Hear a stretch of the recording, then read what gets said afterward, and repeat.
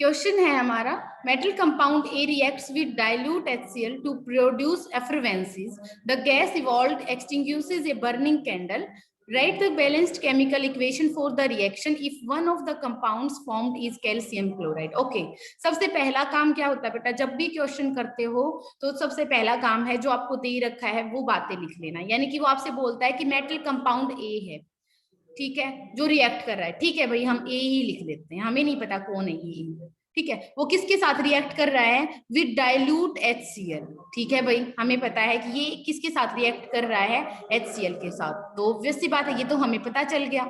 To produce एफरवेंसेस, और जब ये इसके साथ रिएक्ट करता है तो रिजल्ट जो होता है उससे क्या होते हैं, एफरवेंसेस निकलती हैं। और जो एफरवेंसेस होते हैं, एफरवेंसेस का मतलब बबल्स निकलना, जैसे ऐसे नहीं होता कि अगर पानी में से जैसे एकदम से बबल्स निकले, ठीक है, किसी गैस को पास करवाते हैं तो क्या होता है, एफरवेंसेस निकलते हैं, ठीक है। तो इसका मतलब जो the gas evolved extinguishes the burning candle, तो एक गैस निकलती है और उस गैस की प्रॉपर्टी बताता है कि वो क्या करता है, एक्सटिंग्विश कर देता है बर्निंग कैंडल को। अब ये बात हमें पता होनी चाहिए, ये आपको पता होनी चाहिए कि वो गैस का अगर कौन सी गैस ऐसी है जो बर्निंग कैंडल को एक्सटिंग्विश कर देती है, ठीक है। आगे पढ़ो, उसके बाद में देखेंगे हम इसको। Right the balanced chemical equation for the reaction if one of the compounds formed is calcium chloride.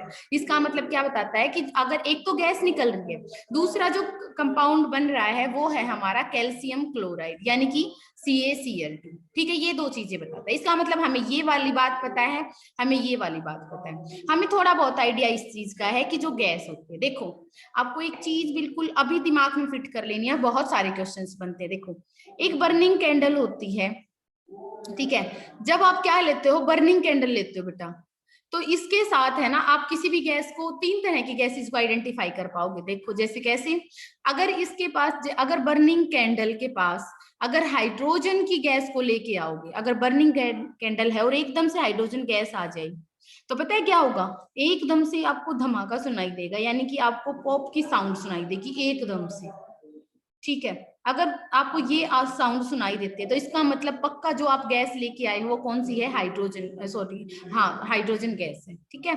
और अगर दूसरा केस क्या हो सकता है, अगर दूसरा केस ये है कि अगर आप बर्निंग कैंडल के पास किसी एक गैस को लेके आए और वो जो बर्निंग कैंडल थी वो और ज्यादा ब्राइटली चमकने लग गई, ठीक है, यानी कि जैसे जितनी चमक रही थी उससे ज्यादा ब्राइटली चमकने लग जाए, तो इसका मतलब यहाँ पे कौन सी गैस है, O2 गैस है, ऑक्सीजन, क्योंकि ऑक्सीजन क्या होता है, ब्राइटली, ऑक्सीजन की प्रेजेंस में क्या होता है,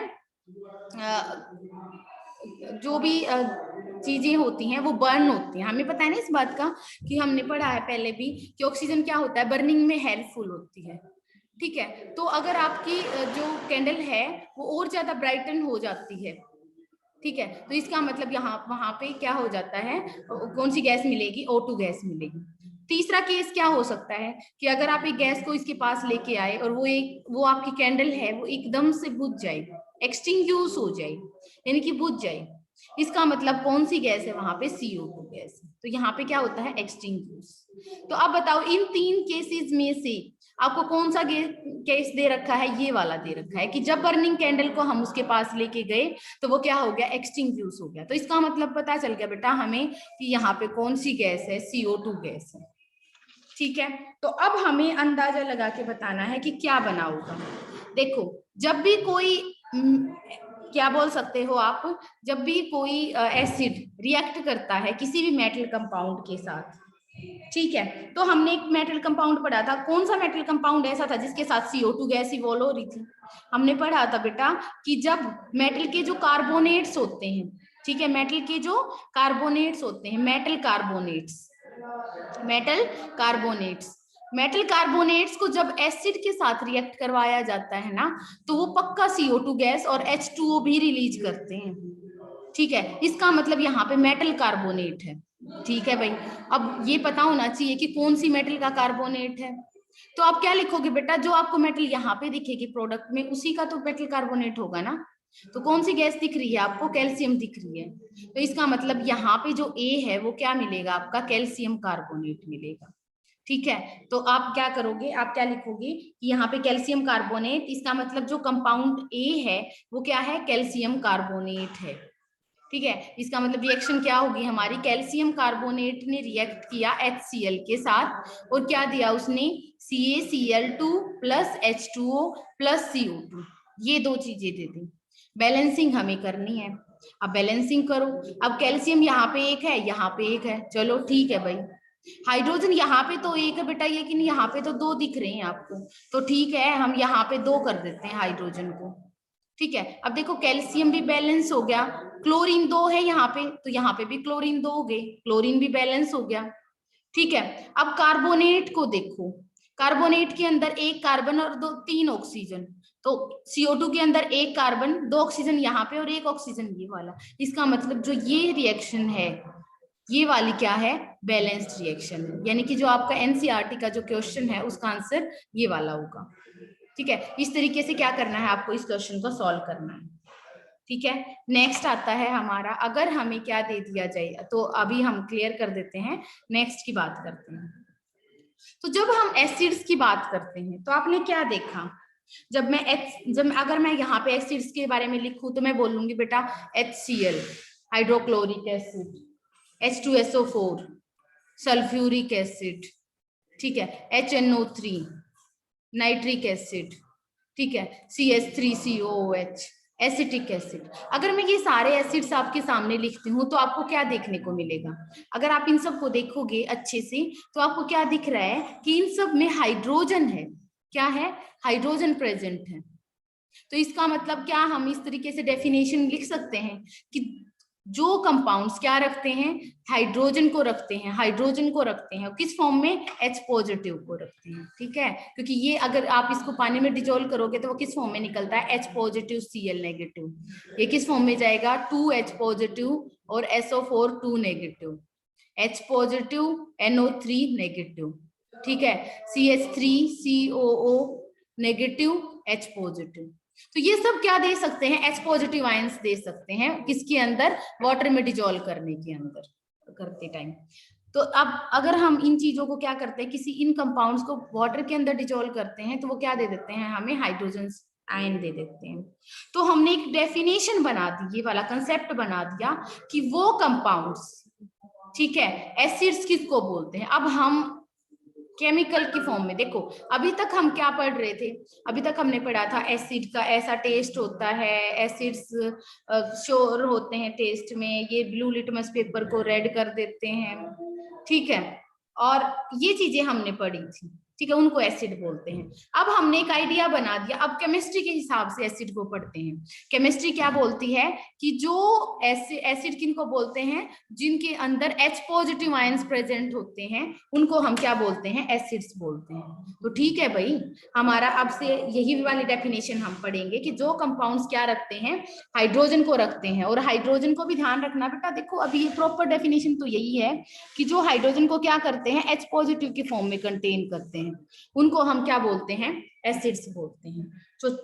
सो हमारा कंसेप्ट हो गया कि अब आपको इतना ध्यान रखना है कि जब भी कोई आपसे पूछेगा तो आप आंसर क्या करोगे, एसिड्स क्या होते हैं, तो आप आंसर कर देना कि जो H पॉजिटिव आयंस को कंटेन करते हैं वो क्या होते हैं, हमारे एसिड्स होते हैं। तो हमने ये सारी चीजें पढ़ी कि एसिड्स के अंदर H पॉजिटिव आयंस होते हैं। अब पूछ लेती हूँ मैं कि ऐसा, अच्छा ठीक है भाई, आपसे कोई नेक्स्ट क्वेश्चन पूछेगा, इवन NCERT के अंदर क्वेश्चन बनेगा यहाँ से बहुत सारे। पॉइंट क्या है कि क्या सारे ही कंपाउंड्स जिनके अंदर हाइड्रोजन दिखेगा वो एसिड हो जाएगा। जैसे मान लो मैंने क्या लिख दिया, C6H12O6, मैं बोल देती हूँ, बताओ भाई ये ग्लूकोज हो गया है ना, ये क्या होता है, ग्लूकोज। सब बच्चों को याद कर लेना है, ये क्या है, ग्लूकोज। तो ग्लूकोज के अंदर भी आपको हाइड्रोजन दिख गया तो आप सोचोगे चलो भाई हमें तो पता चल गया ये एसिड है, लेकिन नहीं, ऐसा नहीं है बेटा। ऐसा नहीं है कि सारे के सारे हाइड्रोजन आपके, जिस भी कंपाउंड में आपको हाइड्रोजन दिख जाए वो एसिड हो गया। तो फिर आपका क्वेश्चन होगा कि फिर कैसे आइडेंटिफाई करते हैं, उसमें और इसमें क्या डिफरेंस था। अब आपका क्वेश्चन होना चाहिए कि जब HCl में हाइड्रोजन है तो वो तो एसिड है, लेकिन अगर वो इसके साथ रखा हुआ है, ठीक है, यानी कि जब वो ग्लूकोज में हाइड्रोजन है तो वो एसिड नहीं है। ऐसा क्यों? ऐसा इसलिए बेटा क्योंकि जब इसको हम वाटर में डिजोल्व करते हैं, ठीक है, जबकि क्या करते हो आप, हाइड्रोक्लोरिक एसिड को वाटर के अंदर डिजोल्व करोगे तो वो क्या देता है, H positive Cl negative, H positive Cl negative, ठीक है, जितने आयंस आप लोगे, यानी मान लो 4 लिए तो 4 H पॉजिटिव 4 Cl नेगेटिव, ये क्या देता है, आयंस देता है। यानी कि जब इसको पानी में डिजोल्व करते हैं तो वो आयंस में बन जाता है, यानी क्या दे रहा है, आयंस। आयंस क्या होते हैं, चार्ज पार्टिकल, ठीक है। लेकिन अगर आप ग्लूकोज,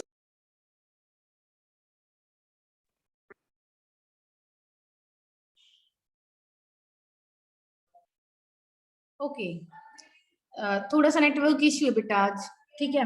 तो जब क्या करते हो आप, हाइड्रोजन्स को जब HCl को जब पानी में डिजोल्व कर रहे थे तो H positive Cl negative ions दे रहा था, ठीक है।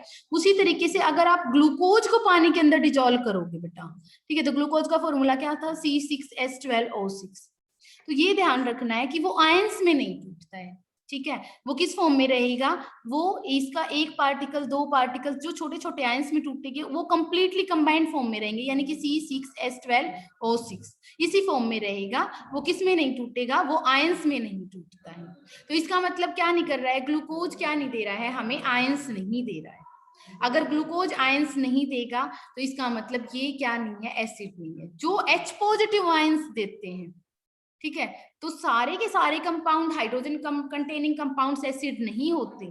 सिर्फ वो हाइड्रोजन कंटेनिंग कंपाउंड्स जिनके पास आयनाइजेबल हाइड्रोजन होते हैं, यानी कि जिनका हाइड्रोजन क्या हो जाता है, आयंस में टूट सकता है, ठीक है, वही क्या होते हैं, एसिड्स होते हैं। तो यहाँ पे HCl एसिड है, लेकिन ग्लूकोज क्या नहीं है, आपका एसिड नहीं है।